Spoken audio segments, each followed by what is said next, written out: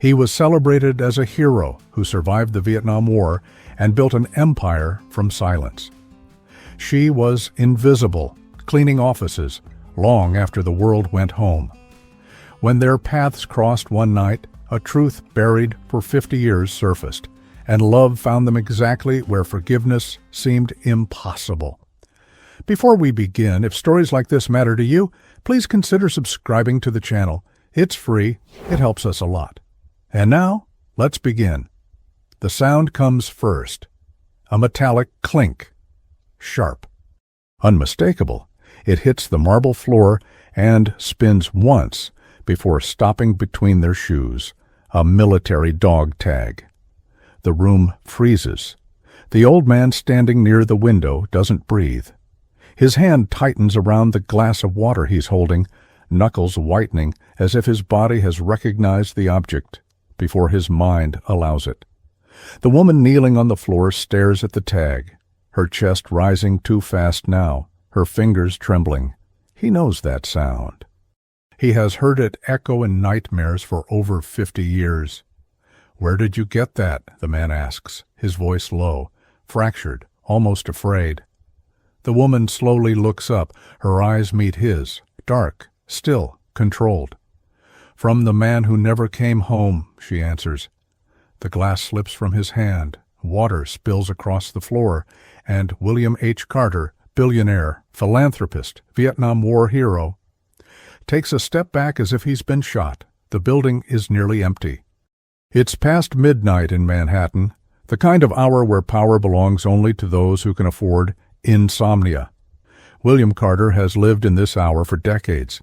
He built his empire here, between silence and ghosts. The office lights are dimmed. Only one floor remains illuminated. Hers. She wasn't supposed to be here tonight. Not this late, yet she is.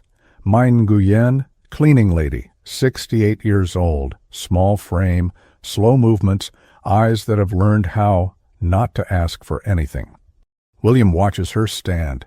She doesn't rush. She doesn't apologize. She simply looks at him again. "You recognize it," Mai says quietly. William swallows. His throat burns. "Yes," he answers. "I do." Silence stretches. The city hums far below them, indifferent. "Your name is on it," Mai continues. "William H. Carter, Captain, United States Army." He closes his eyes. That name has been spoken in ceremonies, in interviews, in books. Never like this. "How long have you had it?" he asks. Mai hesitates. "Since 1971. William opens his eyes. His voice cracks. "That's not possible." Mai steps closer, not invading, just present. "My father carried it," she says, "until the day he died." William feels the room tilt. "No," he whispers. "Your father was Vietnamese." "Yes," Mai replies, "and you promised him you would come back." The word promised lands like a blade. William turns away, gripping the edge of the desk to steady himself. "I tried," he says. "God knows I tried." Mai doesn't raise her voice. "That's what you all say." William Carter's life has been unraveling for months. The doctors call it insomnia. The press calls it age. His board calls it weakness. But William knows better. The dreams are back. The jungle, the rain, the radio crackling with voices that stopped answering. And now, this. He turns back toward her. "What are you doing here?" he asks. "Why now?" Mai looks around the office. "This building," she says. "This floor." "I clean it 3 nights a week," he frowns. "For how long?" 8 months. 8 months. She has been here, near him, watching. "Did you know who I was?" William asks. "Yes," Mai answers immediately. "And you waited." "Yes." "Why?" Mai considers him. Then she speaks words that unsettle him more than accusation ever could. "Because I wanted to see if the man you became still carried the war." William exhales sharply. "And?" he asks. Mai looks at his shaking hands. "Yes," she says. Their conversations begin like this, at night, between trash bags and empty offices, between two people who never plan to speak again about the past. William starts staying late. At first he pretends it's work, Then he stops pretending. "You don't have to wait for me," Mai tells him one night as she mops the floor. "I know," William replies, "but I want to." She doesn't comment. They talk about nothing, coffee, the weather, music from before the war. Then one night, "Do you still hear them?" Mai asks. William looks up. "Hear who?" "The ones who didn't make it," she says. He nods. "Every night," he answers. She nods back. "Me too." Something shifts. William finds himself waiting for her footsteps, the soft rhythm of her shoes, the quiet way she hums to herself in Vietnamese. He sleeps better on the nights they talk. That terrifies him. "You should hate me," he tells her once. Mai pauses. "I tried," she says. "And?" she resumes, wiping the desk. "It didn't work." The antagonist enters the story wearing a smile. Richard Hale, William's longtime business partner, smooth, strategic, ruthless. Richard notices the change immediately. "You've been distracted," Richard says during a board meeting. "That's dangerous." "I'm fine," William answers. Richard leans closer. "Your past is coming back," he murmurs. "I can smell it." William stiffens. "You don't know anything about my past." Richard smiles. "I know everything that can be used." The truth surfaces violently. One night, Mai finally says it. "You left my father," she says. William's chest tightens. "He was injured," Mai continues. "He begged you not to leave." "I was ordered." "You promised," she interrupts. "You looked him in the eyes and promised." William's voice breaks. "I was 26, he says. "I thought promises could survive war."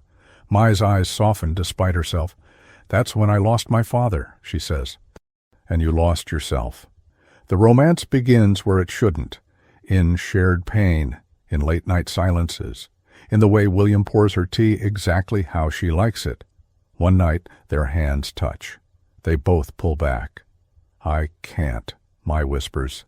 "I know," William replies. They stand there anyway, together. Richard discovers everything.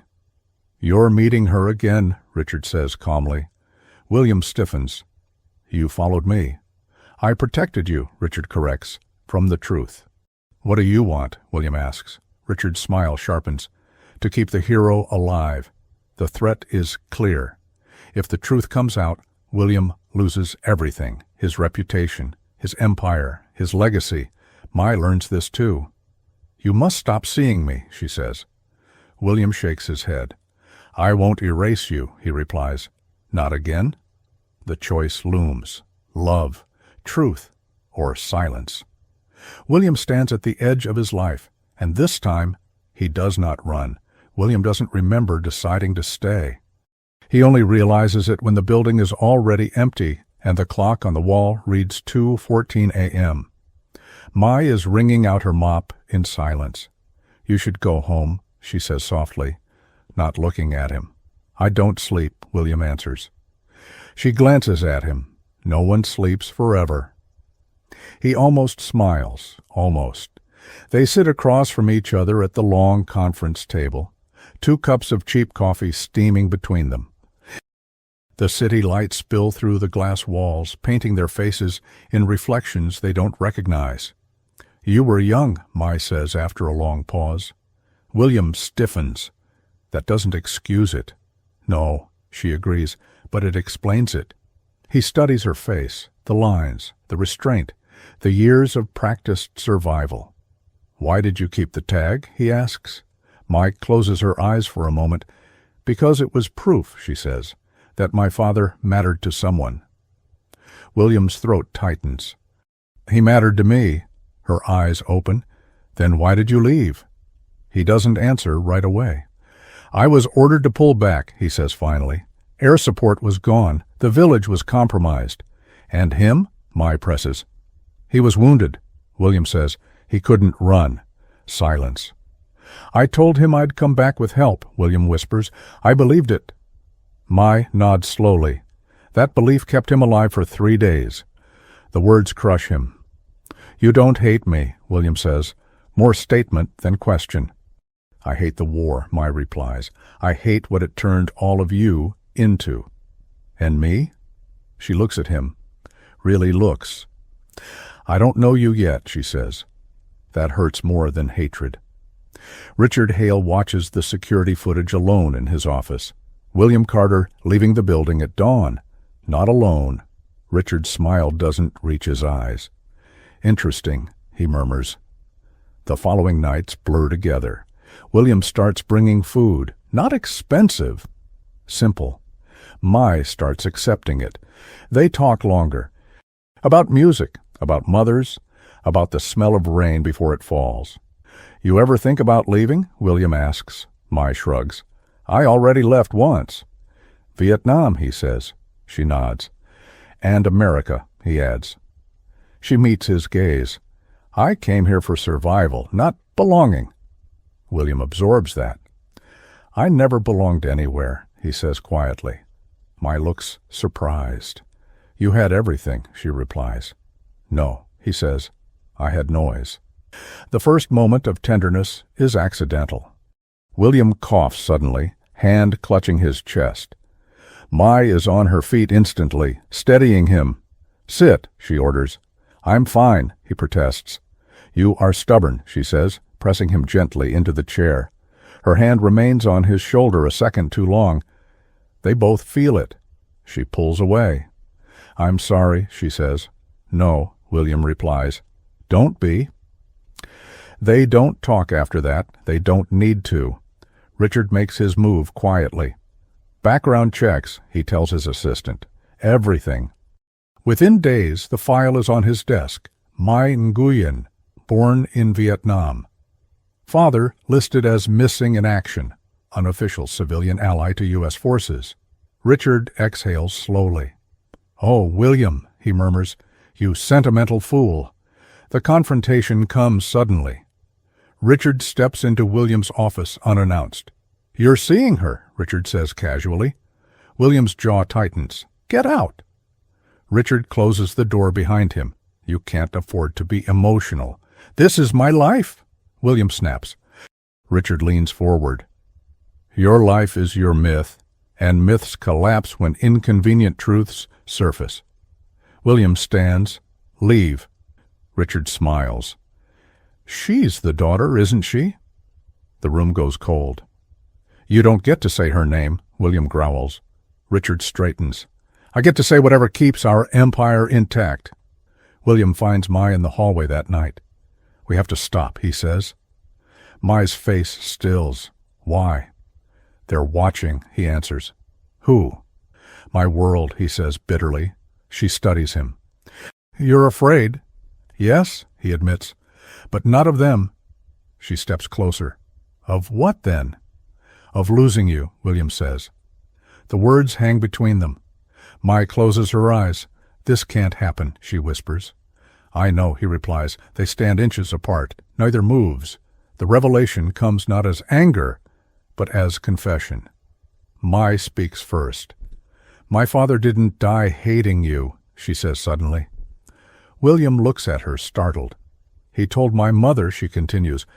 He said the American captain cried when he left. William's breath catches. He said, Mai's voice trembles, that a man who cries in war is not a monster. Tears spill down William's face. I wasn't strong enough, he says. You survived, Mai answers. That takes strength, too. Their foreheads touch, just briefly, just enough. Richard escalates. A journalist receives an anonymous tip. A board member calls an emergency meeting. Your past is a liability, they tell William. I'll handle it, he says. You already failed once, Richard adds smoothly. William looks at him. No, William says calmly. I failed because I listened. The romance turns dangerous. Every meeting could be their last. Every touch feels forbidden. Mai tries to pull away. This will destroy you, she says. William shakes his head. I was already destroyed. The night before everything collapses, they share a quiet meal. I never planned to love again, Mai says. I never believed I deserved to, William replies. She reaches for his hand. This time, they don't pull away. Richard watches from afar, satisfied. Let him choose, he whispers. Love always loses. He's wrong. The elevator doors open with a soft chime. Mai steps out first, pushing her cleaning cart, eyes lowered like always. William follows a few steps behind, trying to look like any other executive leaving late. But the lobby isn't empty tonight. 2 men in suits stand near the security desk, pretending to check their phones. They look up at the same time. One of them smiles, too polite, too prepared. William's spine tightens. Mai senses it instantly. "What is it?" she murmurs, barely moving her lips. William keeps walking. "Don't stop," he whispers. "Just keep going." Mai's fingers tighten around the cart handle. The men fall in step behind them. "Captain Carter," one says warmly, like they're old friends. "Mr. Hale asked us to escort you." William stops. Mai stops too. William turns slowly. "I don't need an escort," William says. The man's smile stays. "It's not optional." Mai looks up. "Who are you?" The man glances at her like she's furniture. "Not speaking to you." William's eyes darken. "Speak to her with respect," William says. The second man chuckles. "Respect is earned." Mai's jaw tightens. William steps forward. "If you're here for me, you can leave her out of this." The first man tilts his head. "We're here for both of you." Mai's blood runs cold. "Both," she repeats. The man's smile deepens. "Mr. Hale likes to understand vulnerabilities." William's voice drops. "You touch her, you'll regret it." The man leans closer. "You're not the one who decides consequences anymore, Captain." Mai's hands tremble. William reaches for her wrist, gentle but urgent. "Mai, go." Mai looks at him. "No," she says. William blinks. Mai. She steps forward, eyes locked on the man. "Tell Mr. Hale something," she says calmly. The man smirks. "Oh?" Mai's voice is steady. "Tell him I didn't survive a war just to be intimidated in a lobby." The man's smile flickers. William stares at her like he's seeing her for the first time. Then the men step back, as if they've gotten what they came for, as if the point wasn't to harm, only to warn. The next morning, William is summoned, not by the board, by Richard. Richard's office is spotless, cold, designed like a museum where emotions are illegal. Richard looks up from his desk and gestures to the chair. "Sit," Richard says. William doesn't. "What did you do?" William asks. Richard's smile is careful. "I protected you." "You sent men after her," William says. Richard leans back. "I sent men to remind you that your choices aren't private." William's voice shakes. "She's not a choice. She's a person." Richard's eyes sharpen. "A person with a story that can destroy you." William steps closer. "So you confirm it? You're threatening her." Richard folds his hands. "I'm managing risk." "Risk?" William repeats, disgusted. Richard nods. "You built this empire with me. You don't get to throw it away over guilt and romance." William's face hardens. It's not romance. Richard's eyebrows lift. "Oh, then what is it?" William's voice is low. "It's truth." Richard's smile disappears. "That's the most dangerous word you've ever said," Richard murmurs. That night, William finds Mai on his floor before she even reaches the office. "You need to stop coming here," he says. Mai doesn't flinch. "Because your friend is watching me?" "He's not my friend," William snaps. Mai tilts her head. "Then why does he control you?" William's chest tightens. "I'm trying to keep you safe," William says.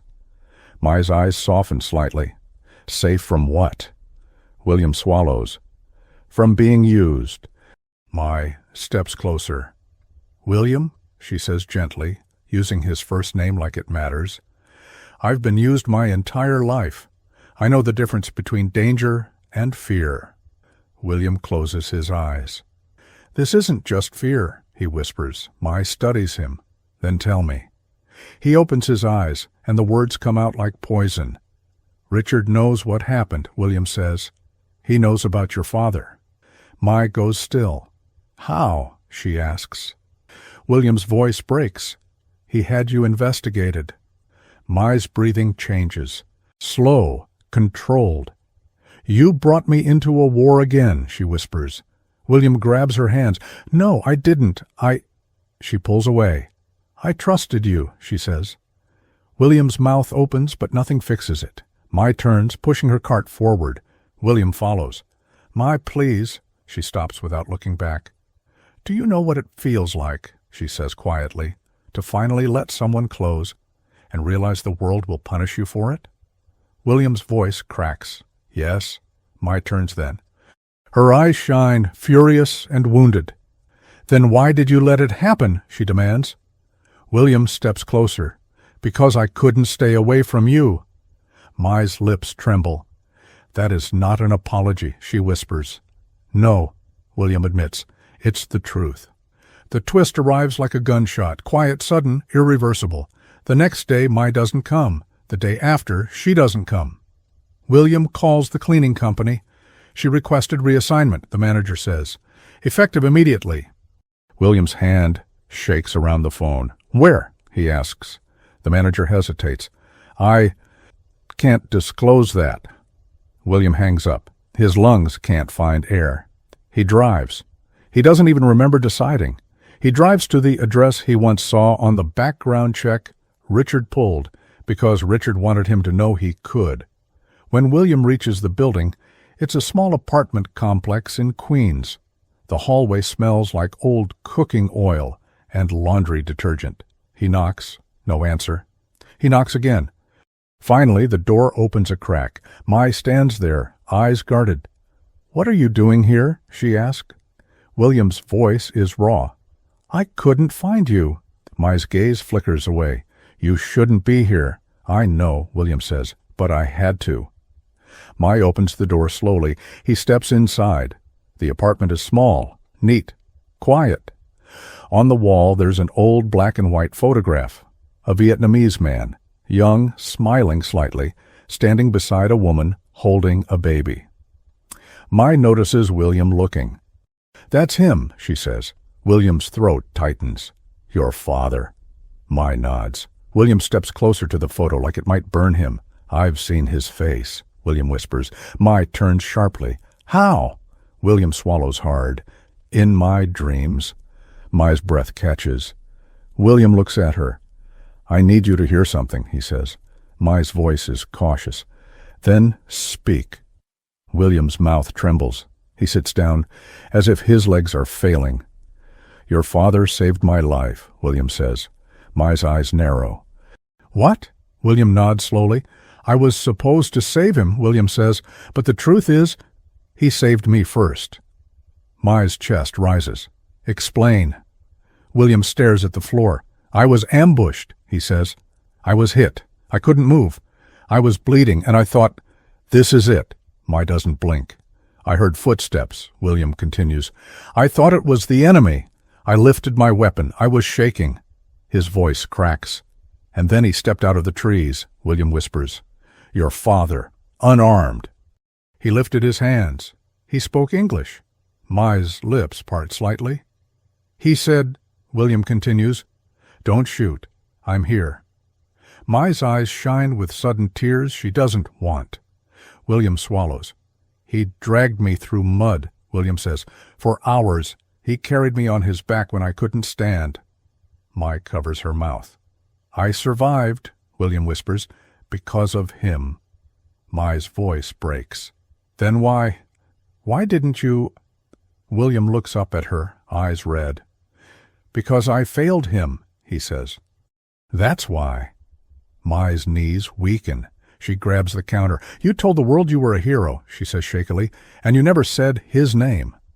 William nods. I didn't deserve to say it, he whispers, and I was afraid no one would believe me.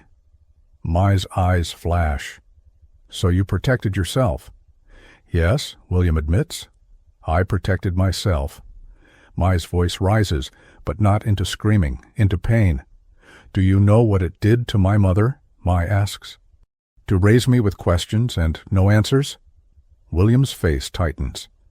She waited, Mai continues, every day, for years. She listened for footsteps that never came. William's voice is a whisper. I know. Mai turns away, wiping her face quickly, like she's angry at her own tears. Why did you really come here? She asks. William stands slowly.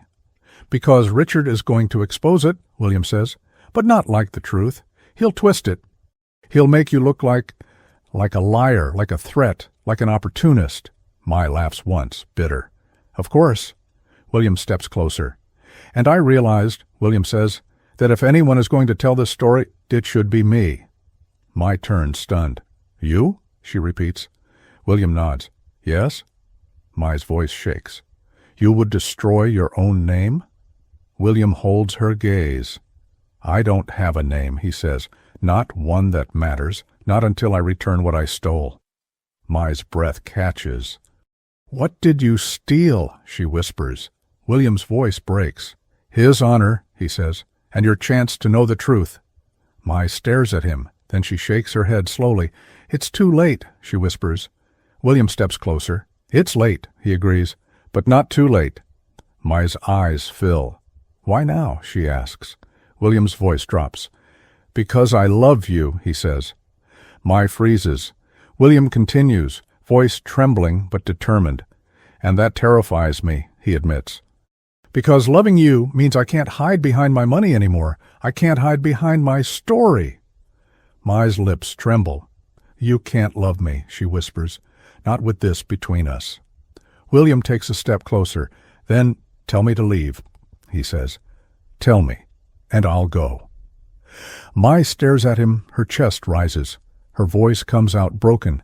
I don't want you to leave, she whispers. The silence after that is enormous. William's eyes soften. Mai's tears finally fall. She turns away fast, like she's ashamed of needing him.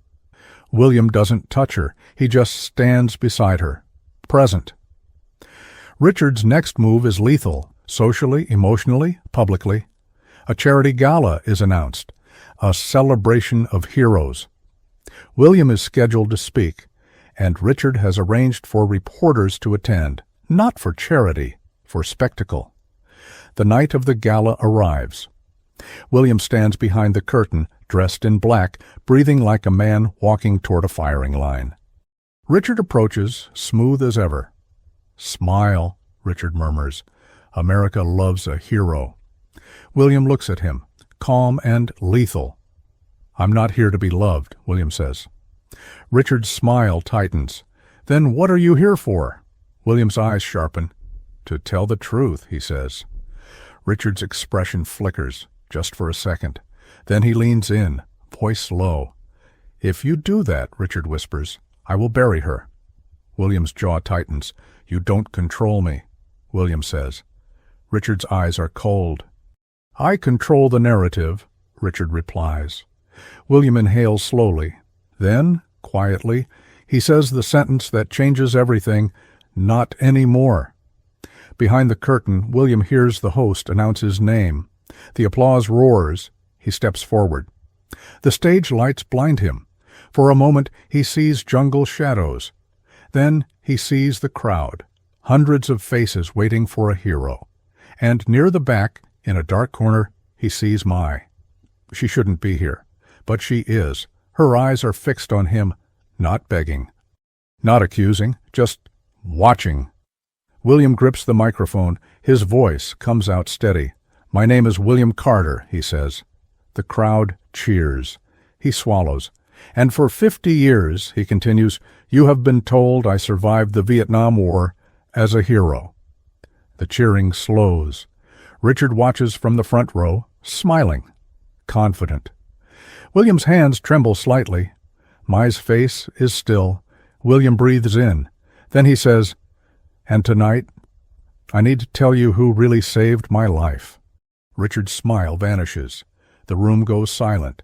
Not polite silence, not respectful silence, a stunned, suspended silence.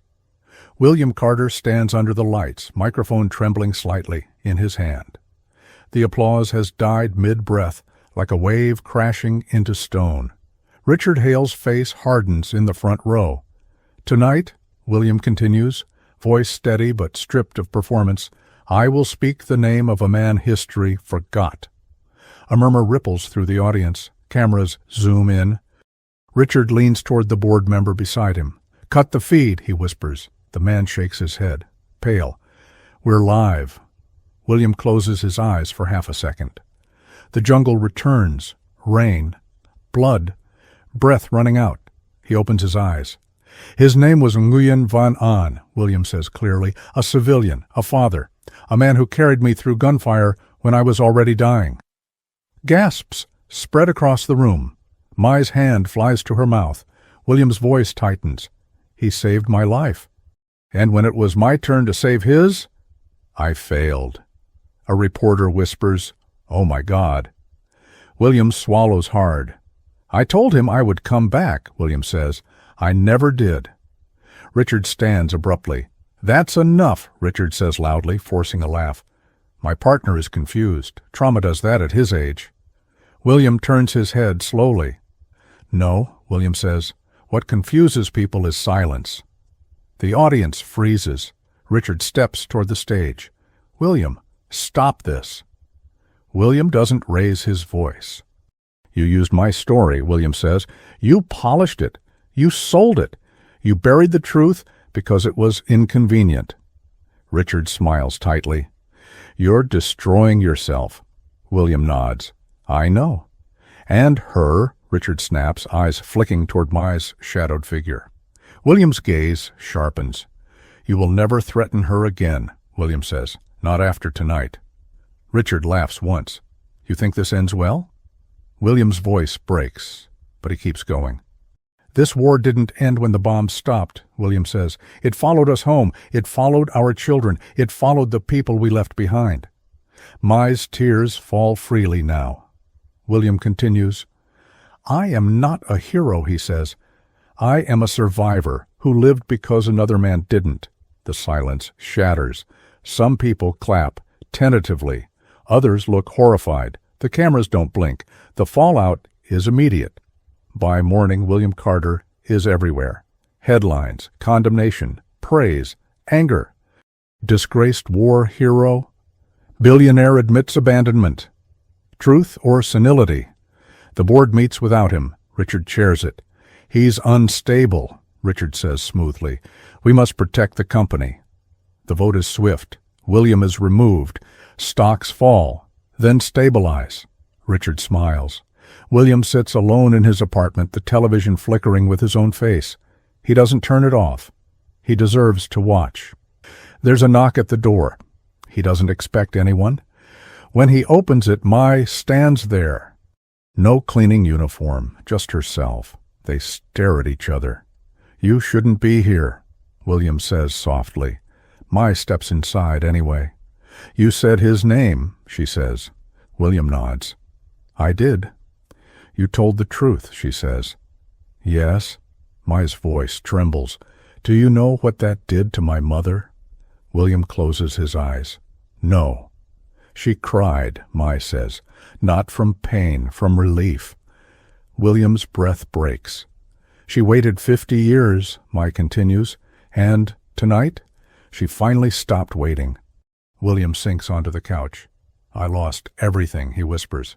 Mai looks around the apartment. "You lost your money," she corrects. "Not everything." William looks up at her. "I don't know how to live without the armor," he admits. Mai steps closer. "Then learn," she says quietly. Richard's cruelty sharpens. He doesn't just remove William, he erases him. Charity funds withdrawn, buildings renamed, donations frozen. And then he goes for Mai. Immigration lawyers call. Old documents are questioned. "She's vulnerable," Richard tells his assistant. "Apply pressure." Mai finds out the hard way. A letter, an appointment, a threat wrapped in bureaucracy. She goes to William that night shaking. "They're trying to send me away," she says. William's blood turns to ice. "This is my fault," he says immediately. Mai grips his hands. "No," she says firmly. "This is his choice." William's jaw tightens. "I won't let him touch you," he says. "You don't have power anymore," Mai reminds him gently. William's eyes burn.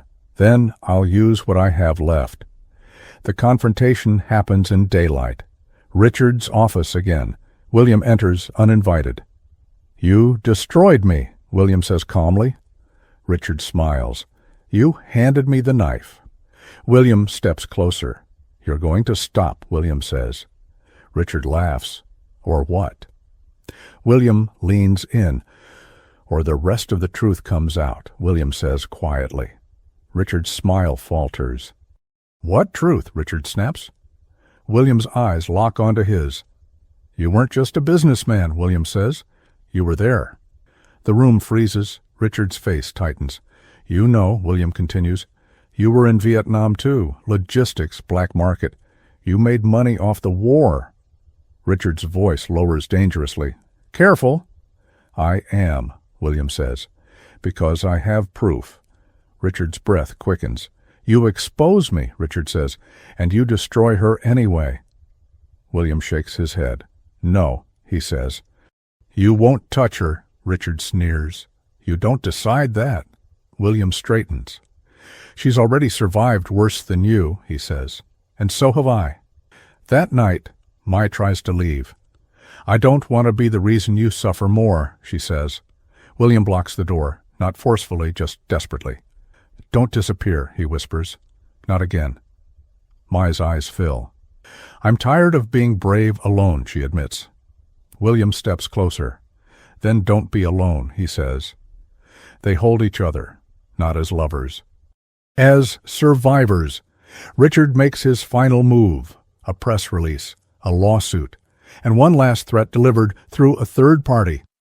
Leave the country or watch him burn completely. Mai reads it in silence. Then she folds the paper and does something no one expects. She goes public. She stands in front of cameras for the first time in her life. "My name is Mai Nguyen," she says, voice shaking but strong. "My father saved an American soldier in Vietnam." Reporters gasp. She continues. "He never came home. And for 50 years, I lived with silence." Her voice steadies. "Until one man told the truth." William watches from his apartment, stunned. Mai looks straight into the camera. "This story is not about blame," she says. "It is about courage, and it is not too late." Richard watches from his office. And for the first time, he looks afraid. The silence after Mai's interview is deafening, not because people didn't hear her, but because they did. Across the country, veterans watch with clenched jaws. Families of soldiers who never came home sit motionless in their living rooms. Comment sections explode, not with hate, but with memory. For the first time, the war feels unfinished and honest. Richard Hale slams his office door shut. "Shut it down," he snaps. "All of it." His assistant hesitates. "Sir, it's not working." Richard's jaw tightens. "What do you mean it's not working?" "The narrative," the assistant says carefully. "It's not ours anymore." Richard turns to the window, fists clenched. "People don't want truth," he mutters. "They want comfort."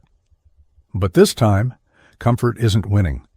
William sits at the kitchen table, hands folded, watching Mai's interview replay silently on his phone. She looks smaller on screen, stronger too.